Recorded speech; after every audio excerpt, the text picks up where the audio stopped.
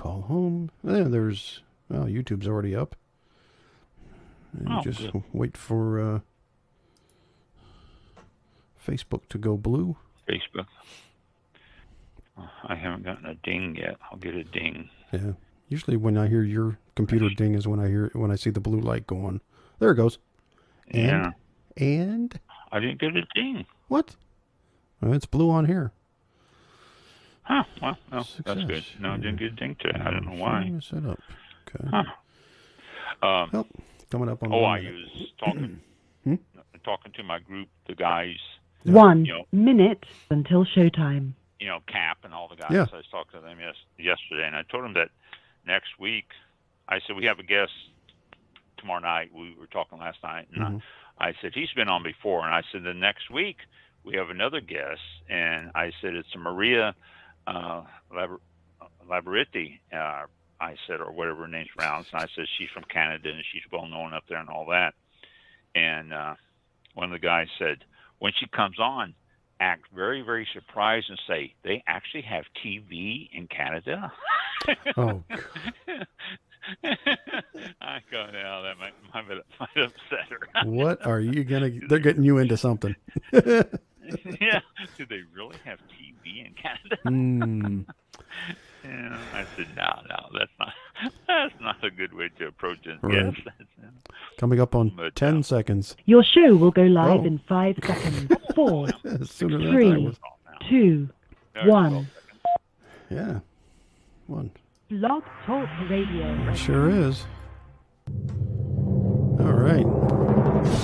This is All About Wine, the talk show dedicated to the wine industry since 2009. Featuring winemaker, cellar master, vineyardist, and tasting expert, Ron. Basically, what we're trying to do on this program is just trying to educate people and trying to make wine less confusing and more friendly. From coast to coast, and around the world. We really have had some neat people on the program. I love that. Post your questions and comments during the live show on our Facebook page at www.facebook.com/allaboutwinebtr. Again, that's www.facebook.com/allaboutwinebtr. And now, All About Wine is on. Here's Ron.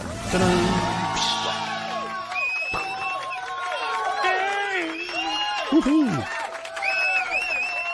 The one and only. Wow. We're here. Yeah. We are. And we're live. And we are taking your chats and everything on our Blog Talk page. If you go to blogtalkradio.com/allaboutwinebtr, please write that, or All About Wine on blogtalkradio.com. You can do that, or on our Facebook page or YouTube stream channel thing, whatever. Just chat with us. And we are waiting and for we our got special guest. a guest, so if you have any questions for him, too, you can always do that. Yep. If you think of any questions you might like to ask our guest. Our guest tonight is a repeat. Yeah. Jim Laughren was on. When was he on? October. Wait a minute. I have it. A year ago? I have it on here. It's. I just made note of that.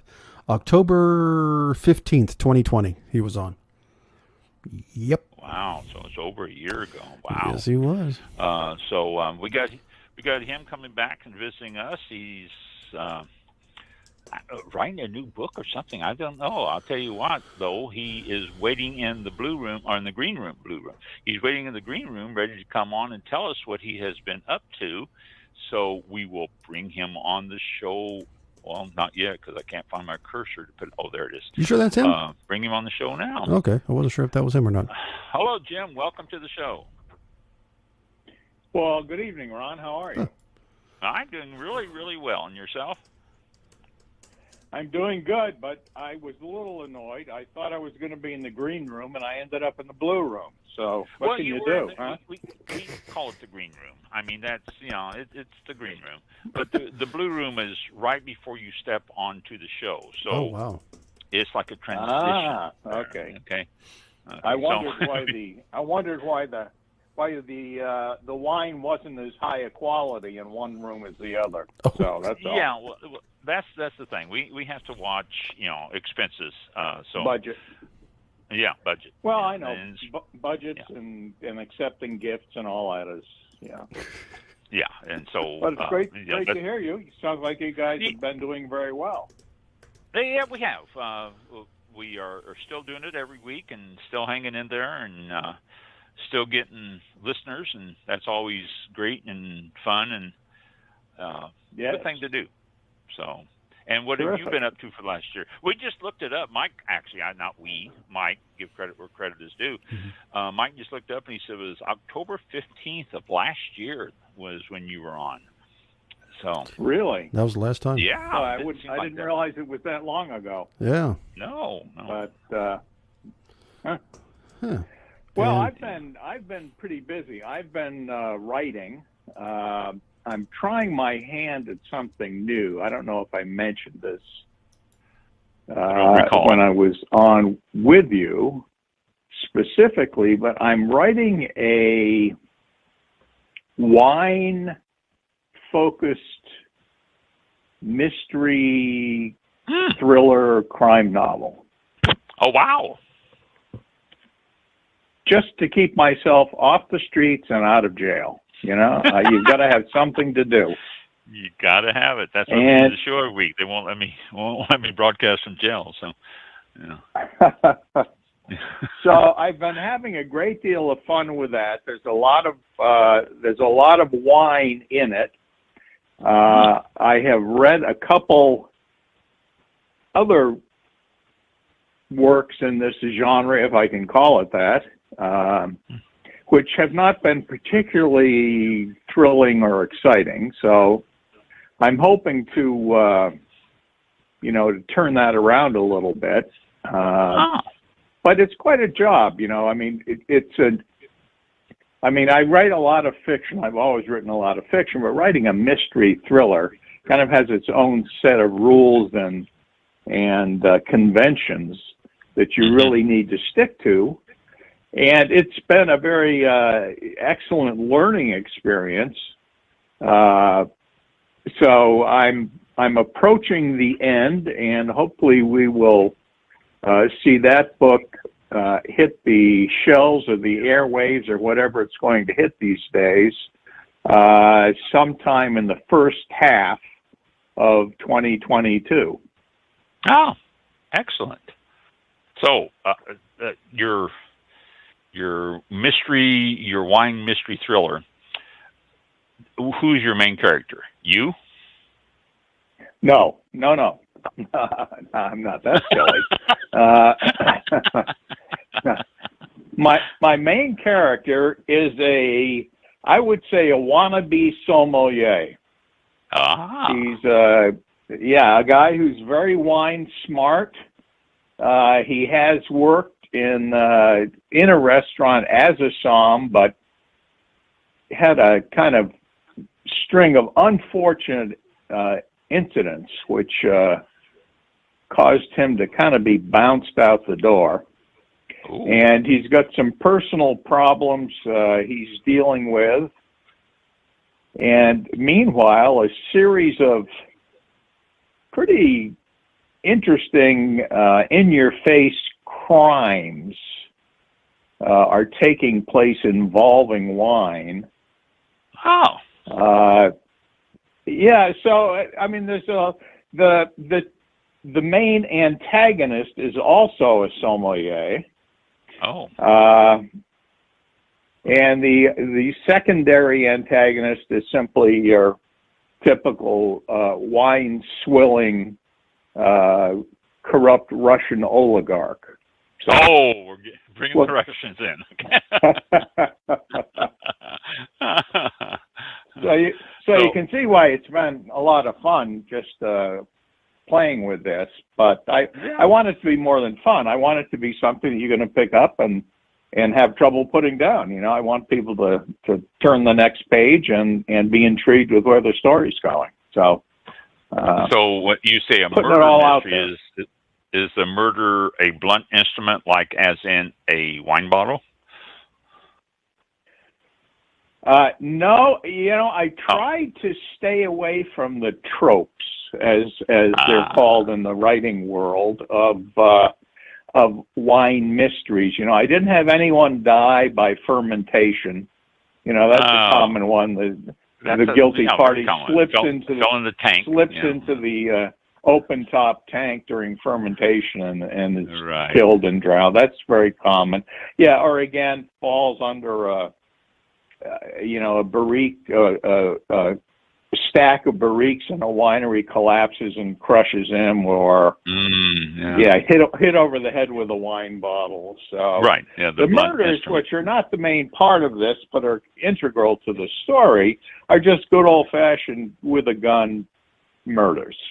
It's still the results are still the same. They're dead. Yeah, that's right. Yes, they are. They are. But we do have good wine along the way. So, it's been good. It's been good. I've been enjoying it. Do you mention wine? I mean, specifically, frequently. Not just, he opened up a bottle of Cab. He opened up a bottle of 1982 Montan Rothschild Cabernet with aromas. I mean, did you do that, or did you just say you opened up a bottle of Cab? We get in. Well, the descriptor is kind of tied into. I don't want to give it away here now. We'll get people. If I'm asking wondering. too much, then but I'll back off. Yeah. No. I mentioned. Or there are a number of wines that are key to pushing the plot forward. They are specific wines. It's not just a bottle of red and a bottle of spritz. They are specific wines that are mentioned.